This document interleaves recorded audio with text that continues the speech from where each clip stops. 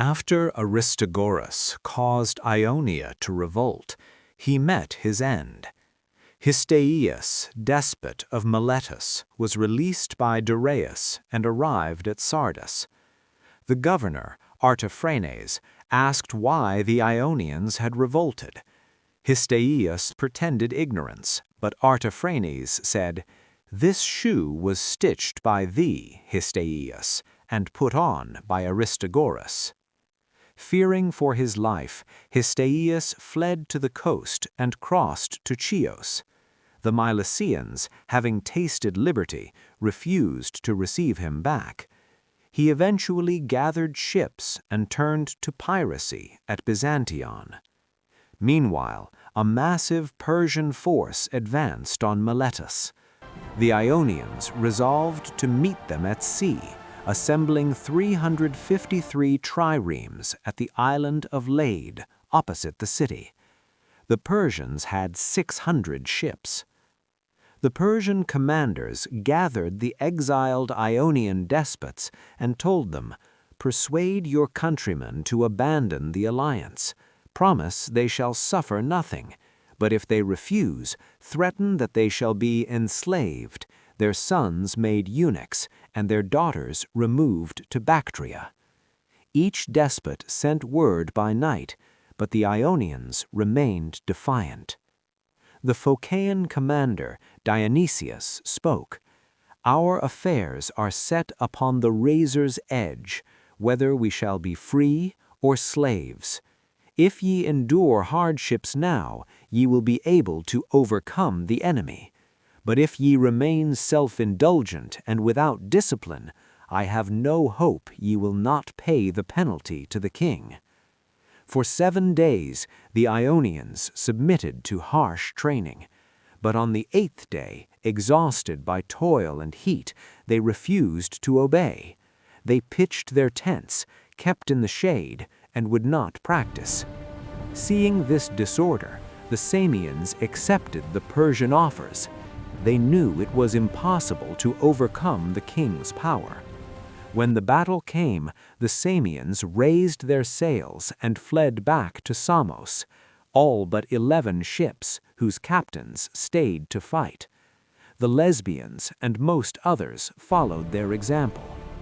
The Chians alone continued the fight with valor, though most allies had deserted. With 100 ships carrying 40 picked men each, they broke through the enemy's line. Many ships they conquered, but lost most of their own. The Persians, victorious at sea, besieged Miletus by land and sea. In the 6th year from the revolt, they took the city completely. Most men were killed, women and children enslaved, and the great temple at Didyma was plundered and burnt. King Darius settled the survivors in distant Kissian lands. When news reached Athens, the people fell to weeping. The playwright Phrynichus was fined 1,000 drachmas for staging the capture of Miletos, and the play was banned forever. Darius now tested the Greeks, sending heralds to demand earth and water. Many mainlanders submitted, as did all the islanders, including the Aeginetons. The Athenians, enraged, accused Aegina of treason before Sparta.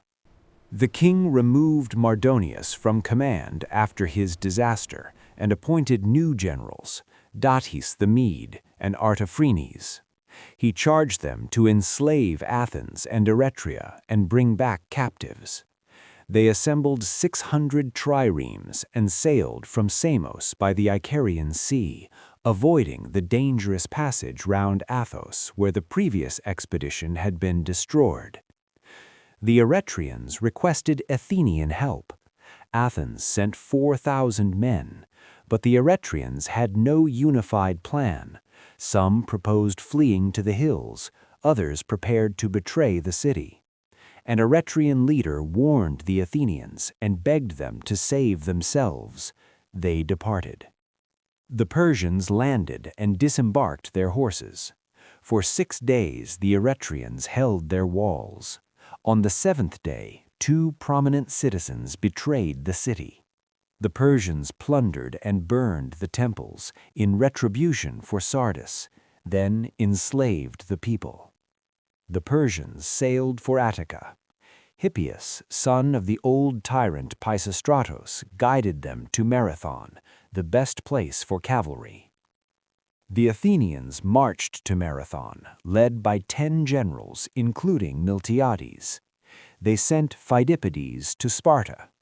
On the way, Pan appeared to him by Mount Parthenion, asking why the Athenians neglected him, though he had served them well. After victory, Athens built Pan a temple beneath the Acropolis. Phidippides reached Sparta the next day. "Lacedaemonians, help us! Do not allow an ancient Hellenic city to fall into barbarian slavery. Eretria is already enslaved." The Spartans wished to help, but could not break their law. It was the 9th day of the month, and they must wait for the full moon. At Marathon, as Hippias guided the Persians ashore, he sneezed violently, and a tooth flew out. He could not find it in the sand. Groaning, he said, "This land is not ours. My tooth possesses all of it that shall belong to me." The Plataeans joined the Athenians in full force, honoring their old alliance. The Athenian generals were divided. Some urged against battle, too few men to face the Medes. Others, especially Miltiades, urged fighting. Miltiades approached Callimachus, the Polemarch, who held the deciding vote. "With thee it rests, Callimachus, either to enslave Athens or to leave behind a memorial surpassing even Harmodius and Aristogiton. The Athenians face their greatest danger. If we submit, we shall be delivered to Hippias and suffer what is determined. But if we fight and win, this city may become first among all Hellas. If we do not fight, discord will shake the people, and they will go over to the Medes. But if we fight now before any unsoundness appears, we can gain victory if the gods grant equal conditions. All this depends on thee." Miltiades won Callimachus over. The decision was made to fight. Each general in turn yielded his day of command to Miltiades, but Miltiades waited for his own appointed day. When Miltiades' day came, the Athenians formed their line. Callimachus led the right wing, the tribes in order, and the Plataeans held the left. Ever since, at Athens' 4 yearly festivals, the herald prays for blessings on both Athenians and Plataeans. The Athenian line matched the Persians in width, but was thin in the center and strong on both wings. When the sacrifices proved favorable, the Athenians charged at a run. The distance was not less than 8 furlongs. The Persians, seeing them come running, thought them mad, so few, attacking at a run without cavalry or archers. But the Athenians fought memorably. They were the first Greeks we know who charged the enemy at a run, and the first who dared face the Medes, whose very name had been terror to Greek ears. The battle raged long. In the center, where the Persians and Sacans fought, the barbarians won, breaking through and pursuing inland. But on both wings, the Athenians and Plataeans were victorious. They let the routed barbarians flee unmolested, then brought both wings together against those who had broken the center. The Athenians conquered. They pursued the fleeing Persians to the sea, slaughtering them, then called for fire to take the ships. Here fell the Polemarch Callimachus, proving himself a brave man, and General Stesilaus.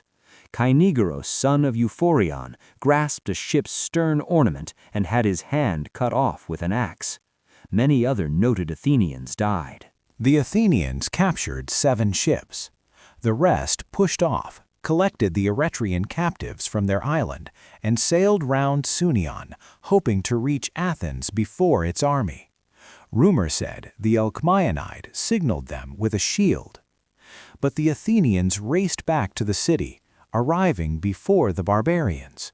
They marched from Heracles' temple at Marathon to another temple of Heracles at Kynosarges.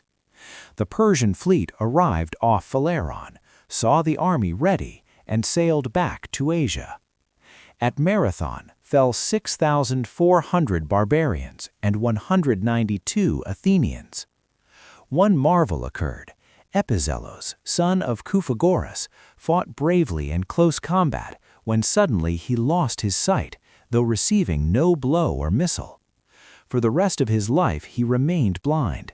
He would tell that a tall warrior in full armor appeared before him, whose beard overshadowed his whole shield. The apparition passed him by, but killed the comrade beside him. 2,000 Spartans arrived 3 days after leaving Sparta, making great haste after the full moon.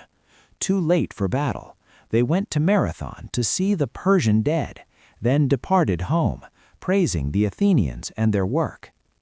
Thus ended the Persian expedition.